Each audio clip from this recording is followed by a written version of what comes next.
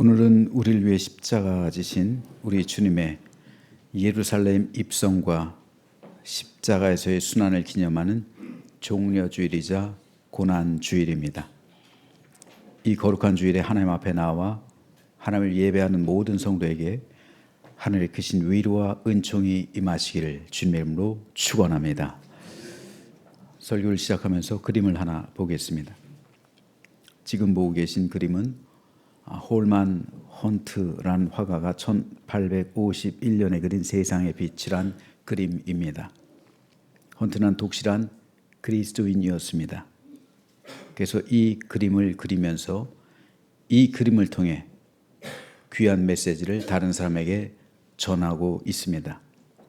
먼저 이 그림 속에는 예수님께서 가시로 만든 면류관을 쓰고 있고 그 손에는 등불을 가지고 있습니다. 이 그림에는 자세히 보이진 않지만 예수님이 등불을 들고 있는 왼쪽 손바닥은 못으로 찔려 상처가 나 있습니다. 헌트는 이 그림을 통해 예수님의 고난을 묘사합니다. 또 예수님께서 입고 계신 이 옷은 제사장들이 희생 제물을 드릴 때 입던 의복, 즉 세마포 옷입니다. 이것은 대제사장이신 예수님께서 주님 자신을 하나님께 희생 제물로 드리고 있음을 상징합니다. 예수님은 이 땅의 구세주가 되시기 위해 어두컴컴한 세상에 빛으로 오셨습니다. 그러나 이 그림이 보여주듯 예수님을 나의 하나님, 나의 구세주, 나의 왕으로 이 문을 열고 영접하는 사람이 있고 이 문이 굳게 닫혀 있는 채 주님을 거절하는 사람 또한 있습니다. 이 그림에서 문이 상징하고 있는 것이 바로 사람의 마음입니다. 사람들은 마음의 문을 열고 예수님을 나의 하나님으로 영접할 수도 있고 또 굳게 잠가 놓은 채 예수님을 거절할 수도 있습니다. 그래서 이 그림에는 밖에 손잡이가 없습니다. 손잡이는 안쪽에만 있을 뿐입니다. 이 문은 그러므로 그 안에 있는 사람만이 열 수 있습니다. 그래서 주님은 끊임없이 이 문을 두드리십니다. 얼마나 문을 많이 두드리셨는지 문을 두드리는 오른손의 힘이 빠져 있는 것으로 헐트는 그리고 있습니다. 이 헌트라는 사람은 참 신앙이 깊은 사람인 것 같아요. 그래서 예수님의 모습 하나하나를 많이 너무 두드리셔가지고 너무 오래도록 두드리셔가지고 손이 힘이 없이 축 늘어져 있는 그런 모습으로 그리고 있습니다. 예수님의 발을 보면요, 왼발 앞쪽으로 향하고 있어요. 이제 그만 두드리시겠다는 거예요. 이제는 그만. 그리고 이제 앞으로 다른 집으로 가기 위해서 나아가시기 직전의 모습을 표현하고 있습니다. 어쩌면 이 문 안에 있는 사람이 오늘 나 자신일 수가 있어요. 아직까지 우리가 예수님을 나의 하나님으로 진정으로 영접하지 않았다면 지금 이 시간 이 말씀을 통해서 두드리시는 하나님의 음성을 듣게 되기를 소망합니다. 이 문이 얼마나 오래 닫혀 있었는지 문 앞에 나 있는 담쟁이가 이를 증거해 줍니다. 이 담쟁이를 한번 보세요. 이 문을 한 번도 열려본 적이 없어요. 예수께서 말씀하시죠. 나는 너를 모른다. 나는 너를 한 번도 만난 적이 없다. 주님, 우리가 주의 이름으로 귀신 내쫓았지 않습니까? 우리가 주의 이름으로 권능을 행하지 않았습니까? 우리가 주의 이름으로 예배도 드리고 우리가 주의 이름으로 많은 봉사도 하고 우리가 주의 이름으로 많은 능력을 행하지 않았습니까? 그때 내가 밝히 말하기를 나는 너희를 도무지 안 적이 없다. 왜요? 이 문이 열리질 않았어요. 만나본 적이 없다는 거예요. 얼마나 오래 닫혀 있었는지 담쟁이가 이 문을 덮고 있습니다. 예수님에게 이 문을 그 안에 있던 주인이 열고 있지 않았던 겁니다. 주님 발 앞에는 과일이 떨어져 있어요. 이것은 그 사람의 생명을 상징합니다. 주님은 이 과일이 썩어 문드러지기까지, 이 과일이 없어질 때까지 그 문을 두드리시는 거예요. 하지만 거기까지 이 과일이 썩어서 없어지면, 즉 그의 생명이 다하면 더 이상 기회는 없습니다. 이 그림의 맨 밑에는 영어로 오늘 본문 말씀이 기록되어 있습니다. 볼지어다 내가 문 밖에 서서 두드리노니 누구든지 내 음성을 듣고 문을 열면 내가 그에게로 들어가 그와 더불어 먹고 그는 나와 더불어 먹으리라. 우리는 이 말씀으로 복음을 증거합니다. 참 좋은 말씀이죠. 그래서 예수님께서 지금 당신 마음문을 두드리고 있습니다. 애타게 지금도 두드리고 있습니다. 그 마음을 여십시오. 예수님 나의 하나님, 나의 구세주, 나의 왕으로 영접하십시오. 그러면 예수님께서 당신 안에 들어가셔서 당신과 더불어 먹고 당신은 예수님의 자녀가 되었고 구원받고 영생을 얻게 될 것입니다. 참 좋은 말씀이죠. 아주 짧은 그렇지만 핵심적인 복음의 내용입니다. 그런데요, 오늘 본문 말씀은 정확하게 말해서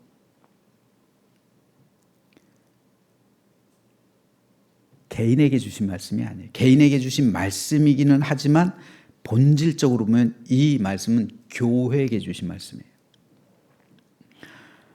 요한계시록 3장 20절 어느 교회에게 하신 말씀입니까? 라오디게아 교회예요.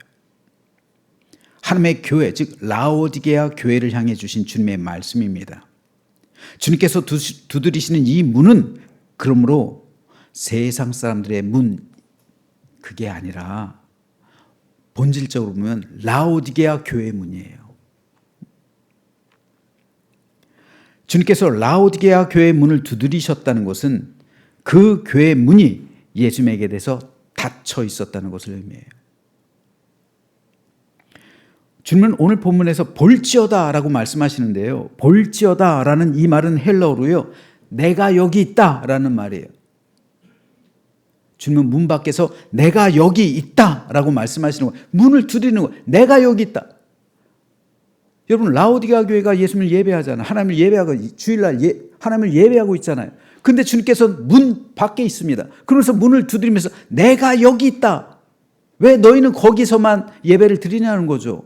나는 너희들 안에 있지 않다는 거예요. 내가 여기 문 밖에 서 있다는 거예요. 너희가 나를 예배하기 위해서 그러므로 문을 열라는 겁니다. 라오디게아 교회를 향해서 외치신 주님의 말씀이에요. 내가 여기 있다는 거예요. 문 밖에 서서.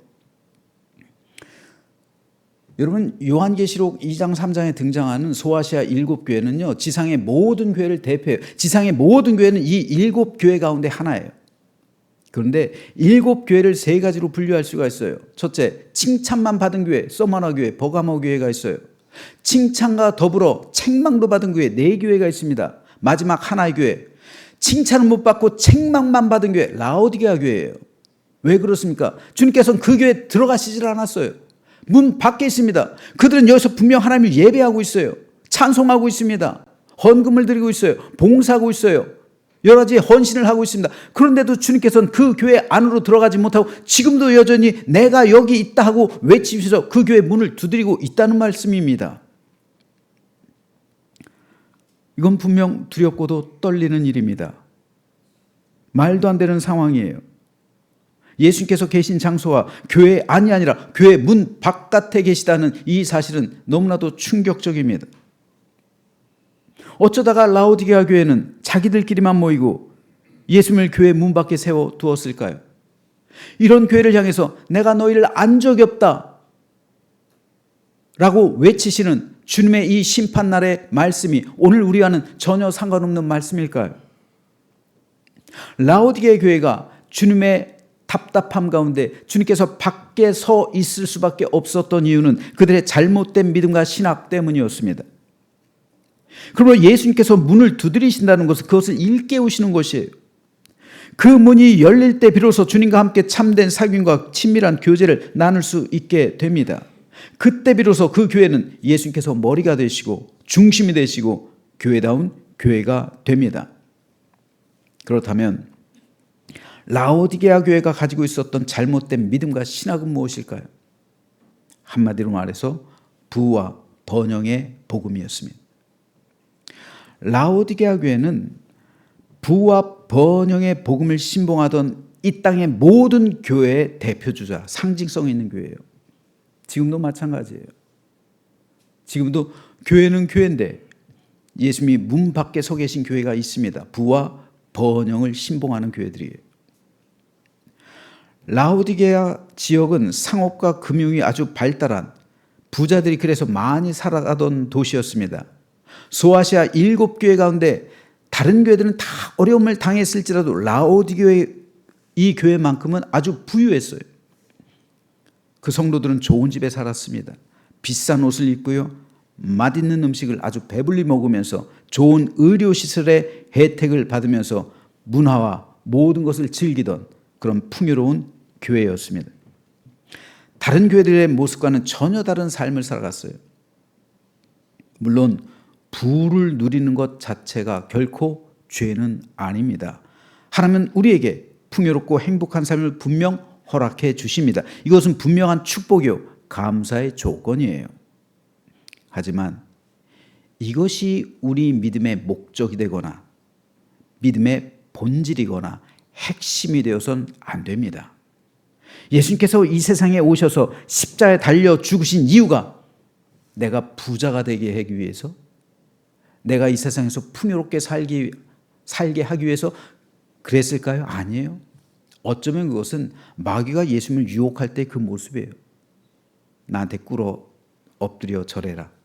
내가 이걸 빵을 줄게. 내가 너에게 돈을 줄게. 내가 너에게 권력을 줄게. 세상에 뭐 필요해? 세상에 필요한 내 모든 것 다 내가 너에게 줄게.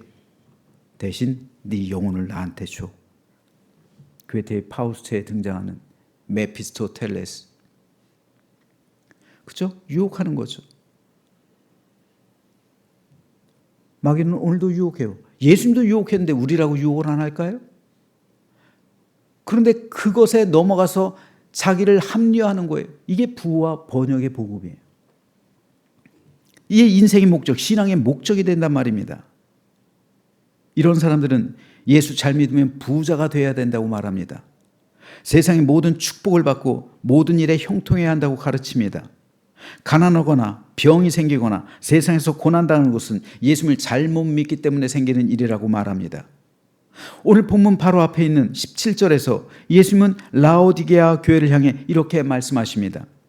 네가 말하기를 나는 부자라 부유하여 부족한 것이 없다 하나 네 곤고한 것과 가련한 것과 가난한 것과 눈먼 것과 벌거벗은 것을 알지 못하는도다. 라오디게아 교회와 성도들은 자기들이 부유하며 부족한 것이 전혀 없다라고 생각했습니다. 이것은 하나님의 축복을 받은 결과요, 자기들이 올바른 믿음 생활을 한 결과라고 생각했습니다.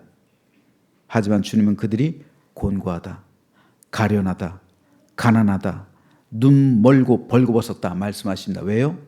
예수님께서 문 밖에 서 계시니까요. 그래서 문을 두드리고 계시니까요. 아무리 세상에서 잘 살고 화려하고 아름답게 자신을 치장하며 이 땅에서 행복하게 살아갈다 할지라도 그 마음이 주님께 열려져 있지 않으면 그 사람의 삶은 공고한 거예요. 가련한 겁니다. 가난한 거고요. 눈 멀고 벌거벗은 삶입니다. 어떤 설문에서 부자들을 대상으로 물어봤습니다. 당신이 부자라고 느끼는 순간은 언제입니까? 압도적으로 1위를 차지한 대답은요, 백화점에서 쇼핑할 때 가격표 보지 않고 물건을 구매할 때. 부럽죠? 마음에 들어요. 옷이 참 이뻐요. 아이고, 이거 주세요. 이거 얼마나 멋있습니까? 우리는 어때요? 얼마지? 너무 비싸. 한번 해보세요. 얼마예요? 이거 주세요. 1,000,000원입니다. 다음에. 이게 우리잖아요. 여러분, 예수님은 그런 거 부러워하지 말라고 말씀하십니다. 그치? 부러워하지 말라고 말하잖아요. 주님께서는 제자들에게 이렇게 말씀하세요.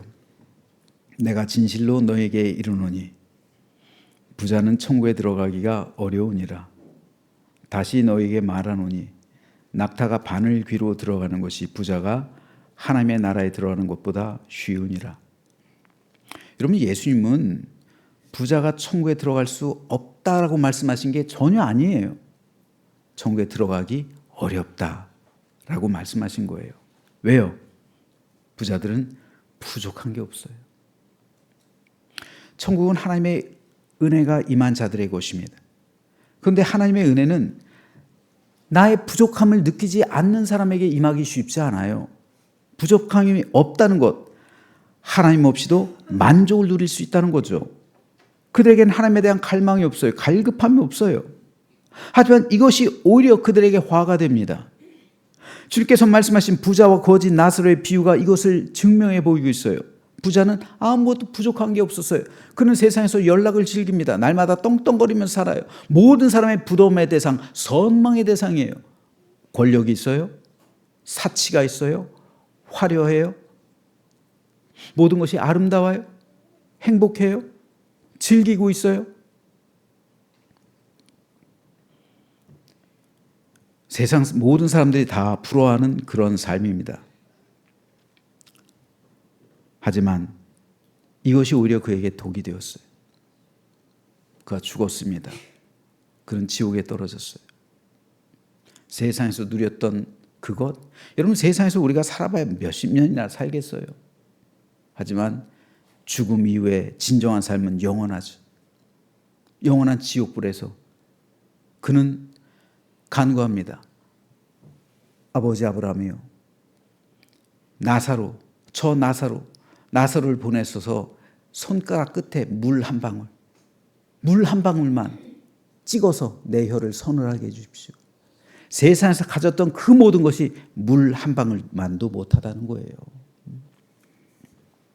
하지만 거지 나사로는 세상에서 모든 것이 부족했어요. 개들과 함께 주인의 땅에 떨어지는 그 부스러기, 개들하고 경쟁하는, 얼마나 비참합니까? 하지만 그는 하나님을 의지할 수밖에 없었습니다. 하나님을 갈망할 수밖에 없었고 영원한 하늘을 소망할 수밖에 없었어요. 하지만 이것이 나사로에게 복이 된 겁니다. 천국은 부족한 자들의 곳이에요. 그래서 예수님께서 팔복을 말씀하실 때 제1복, 천국은 심령이 가난한 자는 복이 있나니 천국이 그들의 곳이다. 심령이 가난한 사람들, 마음이 애통한 사람들, 복이 있나니 그들이 하늘에서 위로를 받을 것이다. 팔복은요, 모두 다 천국에 가는 곳이에요.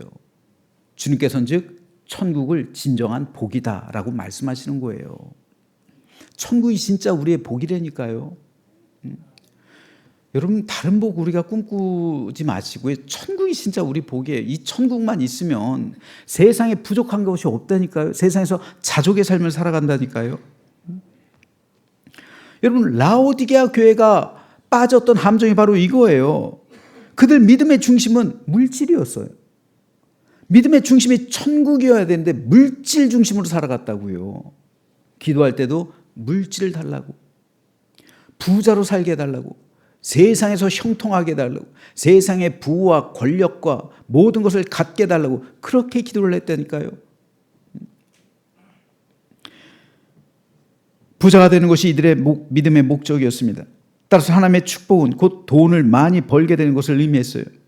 그들은 교회에서 예수님을 예배하고 섬긴다고 했지만 실상 그들이 섬기고 예배한 것은 세상에 속한 부와 번영, 즉 그들은 바알을 섬겼다는 거예요. 굉장히 두려운 겁니다. 우리가 하나님을 믿는 것처럼 보이지만 어쩌면 우리는 여전히 바알을 섬기고 있는지도 몰라요. 예수께서 말씀합니다. 너희가 하나님과 재물을 겸하여 섬기지 못한다. 동시에 섬기지 못한다. 이를 소중히 여기면 저를 경히 여길 것이다. 저를 중히 여기면 다른 것을 더 낮게 여길 것이다. 재물이 뭡니까? 재물은 헬라어로 맘몬이에요. 맘몬신, 즉 바알이란 말입니다. 너희가 하나님과 바알을, 하나님과 맘몬을 동시에 섬길 수 없다. 그렇다면 오늘 우리는 어떻습니까? 라오디게아 교회는요, 만문을 섬기고 있었어요. 그러니까 주님께서 문 밖에 계신 거예요. 이 안에 있는 것이 저 바깥에서 문을 두드리시는 거예요. 회개하라는 거죠. 이 문을 열라는 겁니다. 담쟁이로 얽혀져 있는 이 모든 죄악의 사슬을 끊어버리고 이 문을 열라는 거예요. 그래야 내가 너와 더불어 먹고 마시게 될 것이라는 말입니다. 이것은 실상 회개를 촉구하시는 겁니다. 우리는 세상에서 부족함이 없이 자족함을 누려야 합니다. 그래서 예수님께서는 의에 줄이고 목마른 자는 복이 있나니 그들이 배부를 것이다 말씀하셔요. 하나님의 은혜와 의에 대해서 줄이고 목마른 사람이 받을 자족의 복입니다. 여러분, 라오디게아 교회는요, 이것과는 정반대의 믿음 생활을 했어요. 그들은 오히려 세상의 부와 물질에 대해서는 줄이고 목말라 했어요. 그래서 끊임없이 그거를 탐구했습니다. 하지만 하나님의 은혜와 의에 대해서는 전혀 부족하지가 않았어요. 이들 믿음의 중심은 하나님의 은혜가 아니었습니다. 예수 그리스도의 십자가가 중심이 된 믿음이 아니라 세상의 부와 명예와 권력이 중심이 된 믿음이었습니다. 이들의 영혼은 잠들어 있었습니다. 이것이 주님께서 그들 마음의 문을 두드리며 일어나라 깨어 있으라 문을 두드리고 외치신 이유입니다. 따라서 이들은 회개의 문을 열어서 주님을 영접해야만 했습니다. 그래야 그때 비로소 예수님께서 그들에게로 들어가서 그들과 더불어 먹고 마셨습니다. 우린 누구든 연약합니다. 세상의 유혹에 우리 모두 다 노출되어 있어요. 어떤 성도가 제게 물었습니다. 목사님이 믿음 생활하는 게 어려울 것 같습니까? 성도들이 믿음 생활하는 게 어려울 것 같습니까? 전 단번에 대답했습니다. 성도들이죠. 왜요? 목회자는 교회만 있어요. 성도들은요, 세상 한복판에 나가 살잖아요. 목회자도 돈의 유혹을 많이 받습니다. 성도들은요, 세상 한복판에서 살아가는 성도들은요, 훨씬 더 많이 받죠. 세속과 부딪히면서 살아가잖아요. 얼마나 사단이 여러분을 유혹합니까? 얼마나 물질을 주면서 내가 이 물질 주께 나에게 무릎 꿇어 경배하라 얼마나 외칩니까? 만몬의 복음, 바알의 복음을 가지고 외치잖아요. 이스라엘 민족이 하나님을 안 섬긴 게 아닙니다. 하나님을 섬겼어요. 동시에 바알도 섬겼어요. 왜요? 바알이 나를 풍요로하게 해주거든요. 그 바알이 뭡니까? 오늘날 말하면 돈이잖아요. 돈이 나를 풍요하게 하거든요. 돈이 나를 만족시키거든요. 돈이 나를 자긍심을 갖게 해주거든요. 돈이 많으면 세상 누구도 나를 무시하지 못하거든요. 돈이 많으면 내가 사회에서 대우를 받거든요. 돈이 많으면 사람들이 나를 우러러보고 나를 부러워하거든요. 이게 바로 돈이에요. 끊임없이 돈을 탐구합니다. 그래서 이스라엘 백성들이 멸망한 이유는 하나님과 재물을 동시에 섬겼기 때문에 그런 거예요. 오늘 우리는요, 우리는 과연 무엇에 목말라 있고 우리는 과연 어떤 믿음의 삶을 살아가고 있습니까? 어쩌면 오늘 우리에게 주님께서는 이 문을 놓고 하실 수도 있어요. 문을 열라 주님께서 외치실 수도 있습니다. 우리가 만일 그 문을 열게 될 때 모든 담쟁이는 제거될 겁니다. 세상의 모든 문제는 풀릴 겁니다. 예수님께서 내 안으로 들어오셔서 나와 더불어 먹고 나는 주님과 함께 먹게 될 겁니다. 이것이 진정한 축복이에요. 함께 식사한다는 건요, 친밀함을 상징해요. 예수님도 제자들에게 어린 양의 혼인잔치를 말씀하셨잖아요. 천국은 잔치가 벌어지는 곳이에요. 내가 너희와 하나님 나라에서 다시 식사를 하게 될 것이다 제자들에게 말씀하셨습니다. 우리는 기분 나쁜 사람, 미워하는 사람과 절대 식사를 못해요. 식사는 사랑하는 사람, 친한 친구, 좋아하는 사람과 함께하는 교제의 자리자 축복의 자리입니다. 축복의 현장이에요. 따라서 우리가 주님과 함께 먹고 마신다는 것은 영적인 회복과 동시에 육적인 회복 모든 것을 포함하고 있는 거예요. 예수님과 함께 먹고 마시는 것만큼 큰 축복이 어디 있습니까? 예수님은 우리 마음을 열고 주님을 영접한 모든 사람 안에 임하셔서 친밀한 교제와 하나님은 평강과 놀라운 축복을 주신다는 거예요. 그러므로 이런 사람은 육과 영 모든 것이 평안해지고 안식과 기쁨이 넘치는 삶을 살아가게 되는 겁니다. 여러분, 그리스도인이라고 해서 사건, 사고, 병이 없는 게 아니에요. 우리가 비록 세상에선 부자로 살지 못할 수 있어요. 제자들 또한 부자로 살지 않았어요. 제자들이 누가 부를 누리며 살아갔습니까? 사도 바울이요? 굶었어요. 헐벗었어요. 그런 삶을 살아갔다 고백하고 있잖아요. 제자 중 누가 그렇게 부자로 살아갔습니까?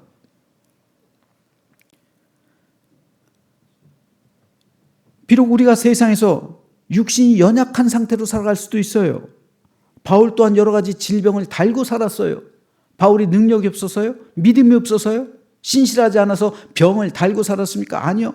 오히려 내 은혜가 내게 족하다. 이 질병 고쳐주십시오. 다른 사람들의 질병을 고쳐주는 이 바울이었지만, 그러나 자기의 질병은 정작 못 고쳤어요. 왜요? 내 은혜가 너한테 족하다.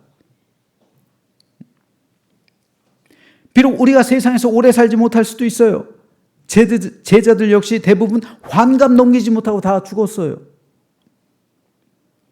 세상적인 조건을 볼 때 예수님, 제자들 다 보기 좋은 조건 아무것도, 가난하죠, 질병이 있죠, 일찍 죽죠, 단명하죠. 뭐가 세상에서 볼 때 뭐가 행복한 겁니까? 하지만 이들이야말로 세상에서 가장 큰 축복을 받은 사람이었습니다. 가장 큰 은혜를 입은 사람들이었고 가장 큰 평강을 누리는 삶을 살아갔습니다. 라오디게아 교회 성도들이요, 부자가 되어서 부유함을 누리며 부족함 없는 삶을 살아가길 바랬습니다. 하지만 주님께서는 그들에게 말합니다. 너희들은 가련하다. 너희는 가난하다. 너희는 눈멀었다. 너희는 헐벗었다. 너희는 불쌍한 자다. 왜요? 주님께서 문 밖에 계시잖아요. 이게 뭡니까? 천국에서 제외됐다는 거예요. 하늘나라의 그 이름이 생명冊에 기록되지 못했다는 거예요. 뭐가 진정으로 축복입니까? 예수님은 너희 만문을 열고 내가 너와 함께 들어가서 너와 함께 하는 것이 내 인생에 있어서 가장 큰 은혜요 축복이라고 말씀합니다. 성도 여러분, 지금도 주님은 우리 마음문 앞에 서 계실 수 있습니다. 우리는 두 가지를 물어야 해요. 첫째, 개인적으로 우리 가운데 우리 많은 성도들이 여기 있지만은 둘 중에 하나입니다. 예수님이 내 마음 문을 열고 예수님을 내 마음에 받아들인 사람, 그리고 아직까지 내 마음 문 밖에 주님께서 서 계신 사람. 종료주일입니다. 이제 고난주간이고요. 다음 주는 부활주일입니다. 부활의 생명이신 예수님, 예수께서 여러분의 마음을 놓고 하실 때 그 마음을 열고 우리 주님을 나의 구주, 나의 하나님, 나의 왕으로 영접하는 복된 주일 되시길 주님의 이름으로 축복합니다. 둘째, 교회 공동체적으로 우린 또 물어야 합니다. 두 가지 교회가 있습니다. 예수님께서 이 안에서 우리와 함께하며 우리의 예배를 드리시는 교회, 그리고 라오디게아 교회처럼 지금 예배를 드리고 있는데 문 밖에서 예수님께서 그 문을 두드리시는 교회. 우리 교회는 과연 어떤 교회입니까? 바라기는 우리 교회가 저 문을 활짝 열고 우리 주님께서 우리의 주인 된 교회, 우리 주님께서 우리 교회의 머리가 되시고 우리 교회를 다스리시며 통치하시고 지배하시는 교회가 되시길 소망합니다. 우리는 다 주님의 종들이에요. 목사라고 해서, 장로라고 해서 어떤 권위 아무것도 없습니다. 우리는 다 주 안에서 형제 자매가 됨을 믿음으로 고백합니다. 우리는 동등합니다. 우리는 하나입니다. 우린 주 안에서 믿음으로 한 형제 자매가 되고 영원한 천성에 이르기까지 손에 손잡고 가야 할 믿음의 백성들입니다. 우리 주님께서 이 자리에 임하셔서 우리의 예배를 들으시고 받으시는 복된 우리 제암교회를 이루게 되기를 주님의 이름으로 축복합니다. 그래서 이제로부터 우리 하나님께서 우리와 함께 하셔서 내 마음속에 임재하셔서 세상이 줄 수도 없고 알 수도 없는 참된 평강과 기쁨을 매일의 삶 가운데 누리며 왕이신 하나님께서 나와 함께 하시고 나의 삶을 주장하시는 믿음의 삶을 살아감으로 영원히 승리에 이르는 영원한 생명에 이르는 우리 모두가 되시기를 주님의 이름으로 축원합니다. 기도하겠습니다.